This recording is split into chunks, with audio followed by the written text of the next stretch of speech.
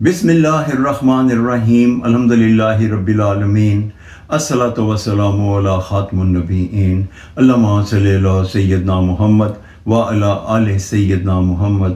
السلام علیکم ورحمۃ اللہ وبرکاتہ۔ میری آج کی گفتگو عافیت کے متعلق ہے۔ عافیت کے بہت ہی وسیع معنی ہیں۔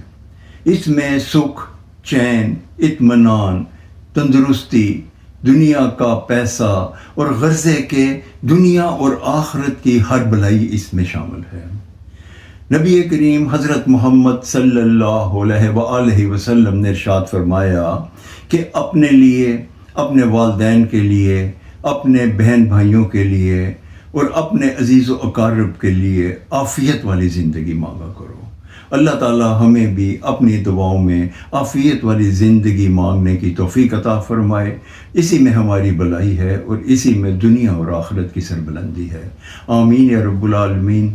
السلام علیکم ورحمۃ اللہ وبرکاتہ۔